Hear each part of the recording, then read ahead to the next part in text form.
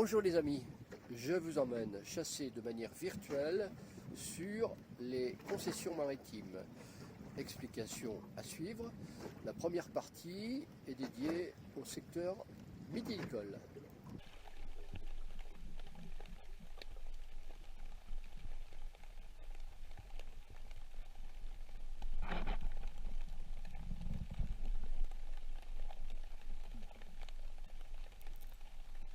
Issu d'un milieu maritime, ayant de la famille dans le métier et par ailleurs des amis conchiliculteurs avec qui je pratique parfois la chasse sous-marine, je ne peux que vous inviter à ne pas chasser sur les concessions sans autorisation.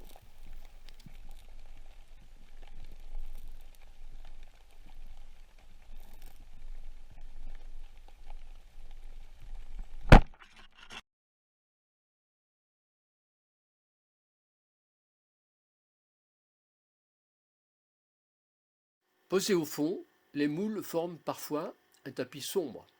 Il est très difficile de distinguer les poissons, sauf lorsqu'ils sont en mouvement.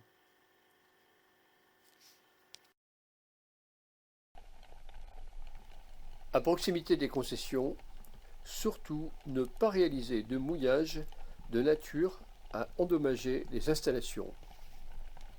En particulier les cordes de captage de naissains de moules particulièrement fragiles. Un bar arrive de face, à plus de 2 mètres, à peine visible.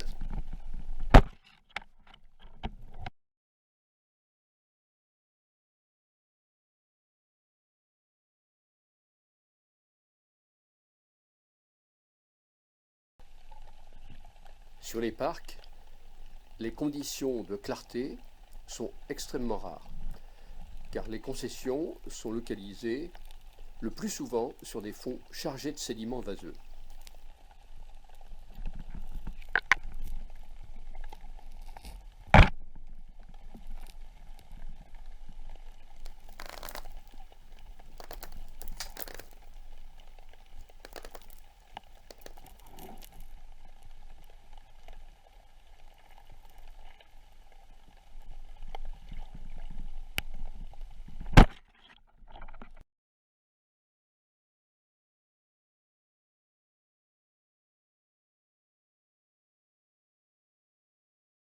Il est courant que le poisson tiré s'entortille autour des pieux ou des cordes de naissain.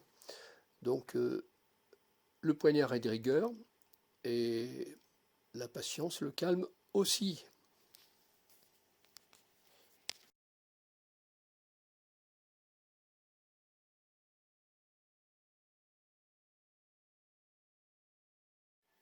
Utiliser un trident peut être tentant, mais privilégier l'usage de la tahitienne permet une meilleure confiance en soi et de réaliser parfois des tirs longs.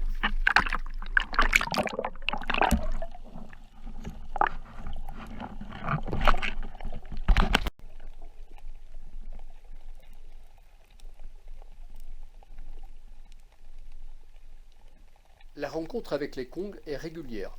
Ils ne sont pas agressifs, mais certains ne sont pas du tout timides. Leur nage, au fond, provoque une turbidité qui, je pense, n'est pas très favorable à la présence des bars.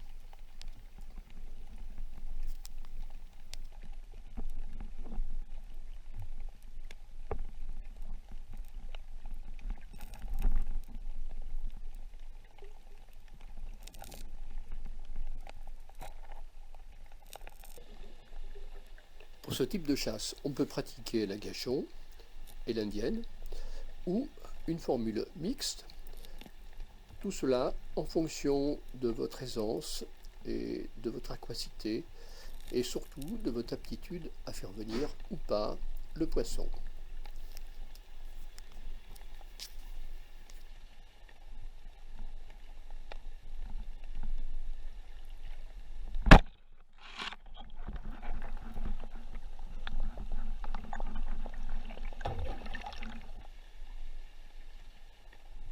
La chasse sur les parcs est une alternative, parfois, par rapport à des conditions de vent excessives, ou en raison d'une proximité de la côte pour une pratique sans bateau.